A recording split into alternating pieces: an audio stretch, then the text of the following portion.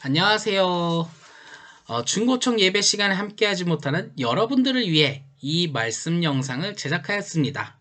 중고청 예배 시간에 함께 말씀을 나누는 내용을 말씀 영상으로 함께 모이지 못하는 우리들에게 위대한 하나님의 역사가 있기를 소망합니다. 우리는 저번 주에 최후의 만찬에 대한 이야기를 나눴습니다. 그 안에 배신자가 있다.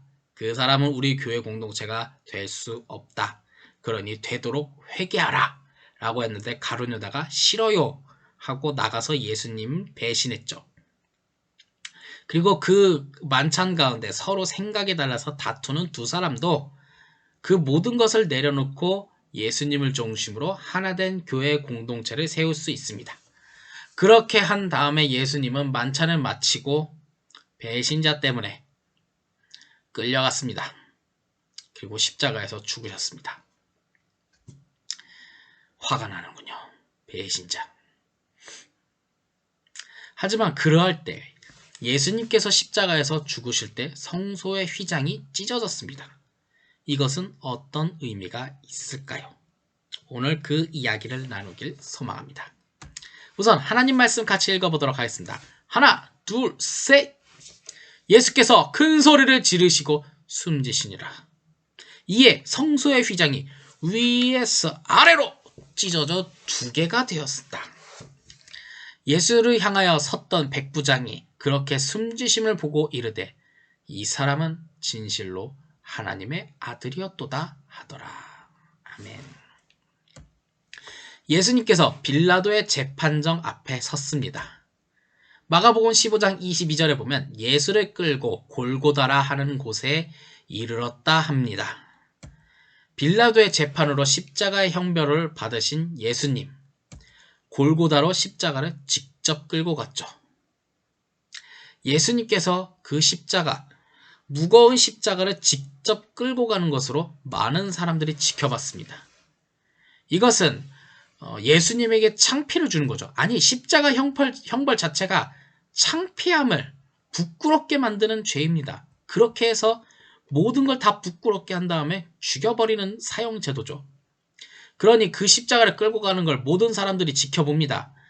아이고, 저놈 보게 하면서 모든 사람들이 지켜보고 있었죠. 즉, 이것은 뭐냐? 사람을 죽일 때 그냥 명예롭게 죽이는 것이 아니라 부끄럽게 죽이는 거예요. 이게 바로 십자가 형벌의 가장 잔인한 면이죠. 이런 말이 있습니다. 선비는 죽이되 능욕하지 말라. 적장이어도 옛날 그 군사전쟁 했을 때 적장이어도 그의 명예를 지켜주는 것이 옛날 전쟁의 미덕이었죠. 서로 뜻이 달라서 서로 칼부림을 쳐도 그 사람을 부끄럽게 하지 않고 명예롭게 죽이는 얘기하니까 조금 그런데 명예롭게 그의 목숨을 걷어주는 것이 바로 또 다른 존중이고 배려였던 시대죠. 그런데 십자가 형벌은 그런 제도가 아니었습니다. 너 죽이는데 널 부끄럽게 하고 능욕하면서 죽일 거야. 그래서 십자가 끌고 온 동네 돌아다녀. 그리고 너 거기서 골고다에서 못 박을 거야. 예수님은 여기서 조롱당하면서 죽었죠. 그런데 예수님께서 십자가 형벌 받을 만한 죄가 있겠습니까? 없는데도 불구하고 그냥 명예롭게 죽은 것이 아니라 부끄러움을 당하면서 죽어갔다는 거예요. 예수님께서 십자가의 형벌 중에 예수님이 받은 조롱거리에 대한 이야기를 하겠습니다. 마가복음 15장 24절 십자가에 못 박고 그 옷을 나눌세 누가 그 어느 것을 가질까 요 제비 뽑았더라 라고 말하죠. 이 십자가 형벌은요, 옷을 모두 벗겨버린 상태로 매달아 버립니다. 여러분들은 혹시 영화에서 보면 예수님이 팬티 정도는 입은 장면을 봤을 거예요. 근데 그거는 영화니까 사실 그렇게 하지만 실제로 십자가 형벌 그 팬티도 다 벗겨버립니다. 이런 말 했다고 19금 됐는지 모르겠네요. 가장 부끄러운 상태로 조롱하는 거죠. 여기서 옷을 나눴다고 합니다. 이 옷을 나눈 게 다 벗겨버리고 그걸 가지고 전리품 하듯이 그냥 그렇게 한 거예요. 여러분들은 한번 생각해 봤으면 좋겠습니다. 예수님께서 십자가에서 죽으실 때 가장 부끄러운 상태로 인간의 죄를 대신 받기 위해 죽어갔다는 거죠. 영화에선 팬티만 입고 있는 걸로 보였기 때문에 당연히 팬티는 입을 거라고 생각했는데요. 사실 이 십자가 형벌 자체가 그 팬티도 벗겨버립니다. 화가 나네. 한번 상상해 보십시오. 예수님은 남성이었기 때문에 좀 덜할지도 모르겠는데 만약 여성을 십자가 형벌을 한다고 칩시다. 여기까지 설명하겠습니다. 자, 갑자기 화가 나네요. 그리고 예수님이 십자가 형벌 중에 받았던 두 번째 조롱거리가 있었습니다. 마가복음 15장 25절, 죄송합니다. 마가복음 15장 26절에 보면 그 위에 있는 죄패에 유대인의 왕이라 썼고 라고 합니다. 아니 십자가에서 죽어가는데 그 무슨 왕이 죽어간다는 거예요. 십자가 형벌을 받는 유대인의 왕이라. 여러분들 잘 생각해 보십시오. 왕이 사형을 받습니까? 사형받는 왕, 그게 뭘 의미하는지 아십니까? 실패했다는 거예요. 너는 실패자야.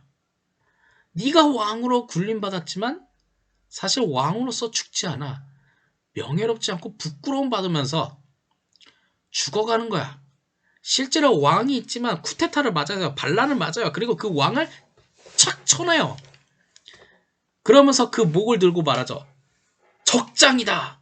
상대의 왕이다. 하고 딱 들어올리면 그 대하 드라마 같은 데 보면 어느 왕국이 어느 왕국을 쳤어요. 그리고 그 나라의 왕을 목을 친 다음에 그 성문에 사람들이 지나가는 광장이나 길거리에다가 장대 매달아 올려요.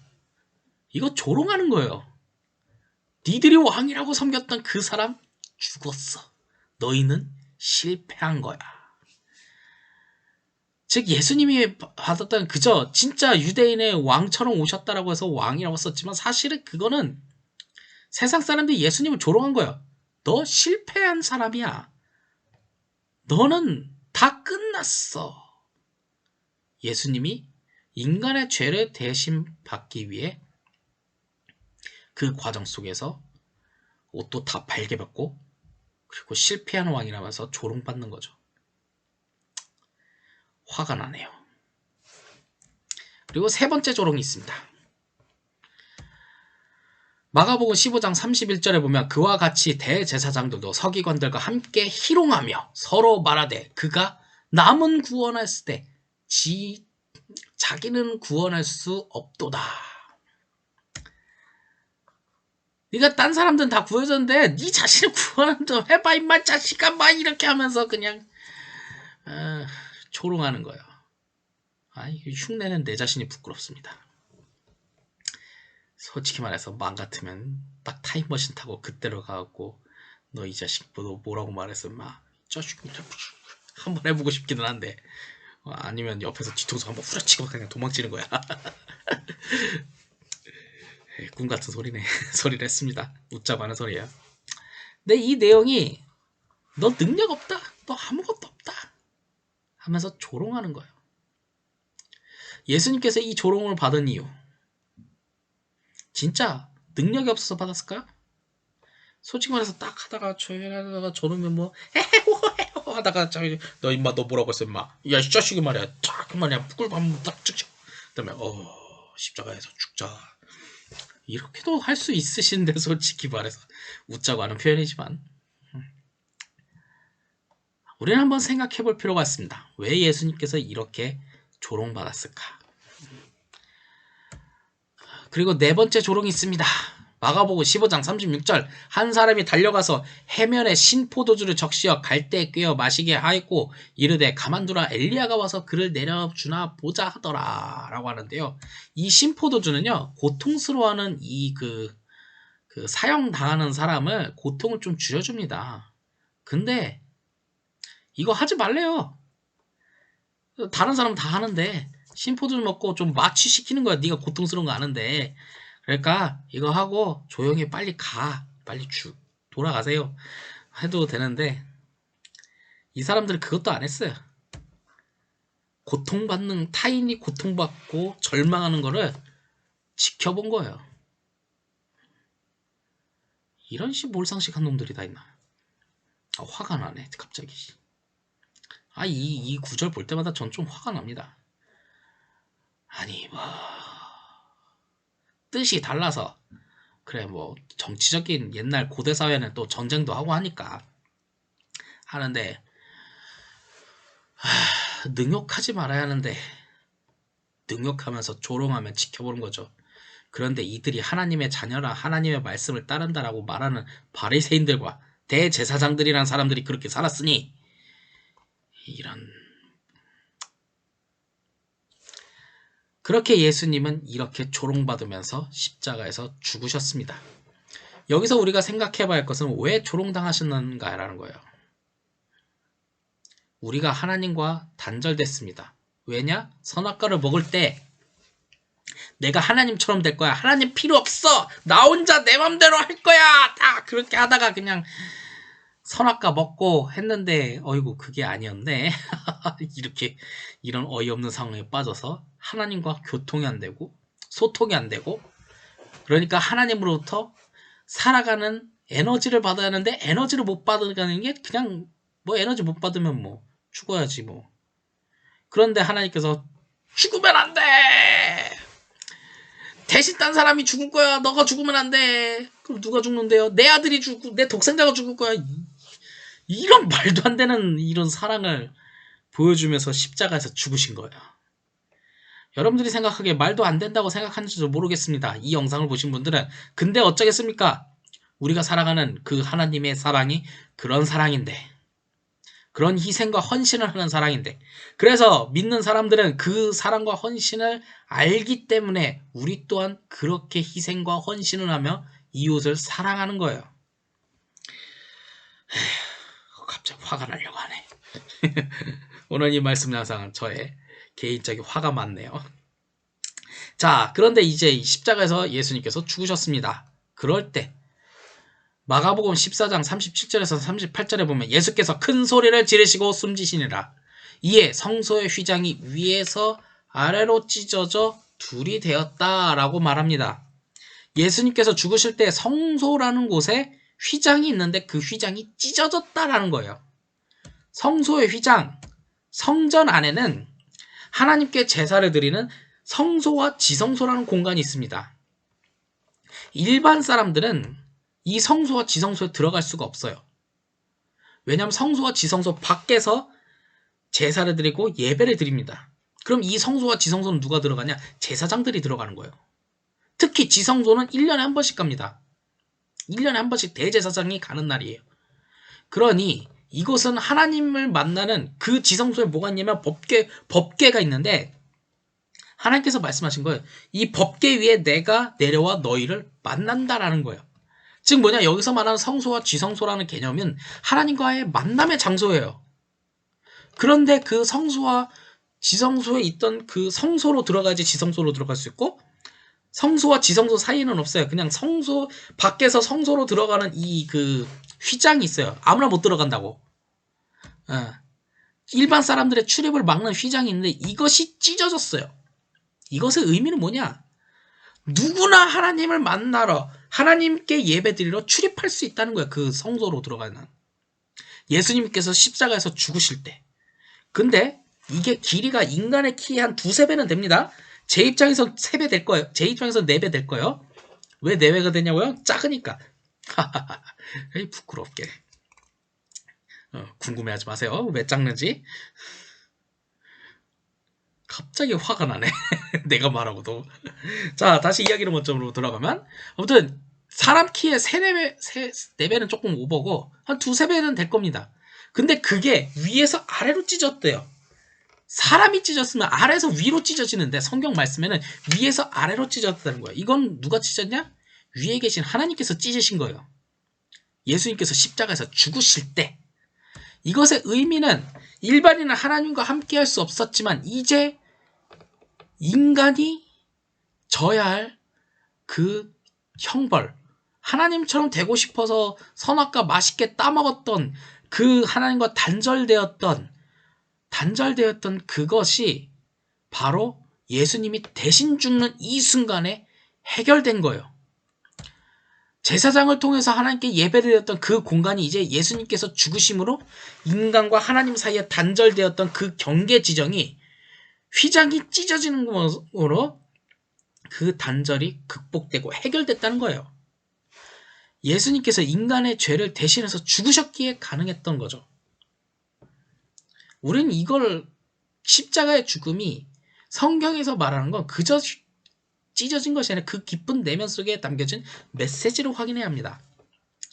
그곳에서 이제 인간 죄 대신 죽음으로써 하나님과 단절된 것이 해결됐다는 거예요. 그런 다음에 예수님의 십자가 형벌을 지켜보던 로마의 백부장이 이렇게 말합니다. 마가복음 15장 39절 예수를 향하여 섰던 백부장이 그렇게 숨지심을 보고 이르되 이 사람은 진실로 하나님의 아들이었도다 하더라.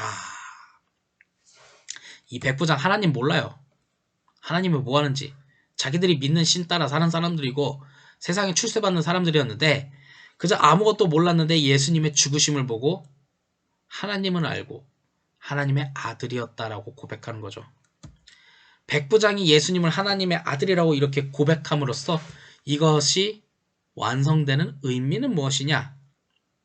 인간의 죄를 대신 지고 가는 그 형벌 속에서 죄가 없는 사람이 죽었는데 그것으로 인해서 많은 사람이 해방을 얻었으니 이 사람이 하나님의 아들이겠냐, 아들이 아니겠냐라는 거예요. 이런 예수님의 십자가 형벌에 대해서 우리가 알아야 할 것이 있습니다. 예수님은 십자가에서도 조롱받았죠. 비참하고 부끄러웠고, 근데 이걸 왜 조롱받았냐? 우리가 받아야 할 것을 대신 받은 겁니다. 그리고 예수님을 통해 하나님과 단절되었던 것을 극복하고 해결할 수 있습니다. 주님의 이끄심이죠. 그리고 예수님이 하나님의 아들이라는 겁니다. 그렇기 때문에 우리 가운데 있었던 모든 고민과 고뇌 그런 모든 것은 예수 그리스도를 통해 단절되었던 하나님과의 관계가 회복되고 예수님을 믿음으로써 우리는 구원받을 수 있다는 위대한 가르침입니다. 그렇기 때문에 우리는 이 말씀 속의 내용을 확신으로 예수님과 함께 한다는 거죠. 여러분들이 하나님의 말씀으로 살기 원합니다. 하나님과의 관계로 단절되었던 하나님과의 그 받았던 축복을 다시 회복해야 합니다. 그거는 예수님을 통해서. 왜 예수님을 통해서냐? 오늘 말씀 영상이 여러분들에게 전달하고 있어요. 끝까지 들어주셨으면 참 감사합니다. 중간에 끊으신 분들도 있을지도 모르겠지만 그래도 이 말씀 영상을 토대로 하나님과의 관계로 회복되는 예수님의 사랑을 알기 원합니다. 아는 것은 이해하게 될 것이고 이해하는 것이 믿음으로 갈 것입니다. 그럴 때 우리는 하나님의 아들이 되며 하나님의 자녀가 될 것입니다. 그렇게 다음 주 주님의 부활을 맞이하는 여러분들이 될 수 있기를 간절히 소망합니다. 오늘의 영상은 여기까지입니다.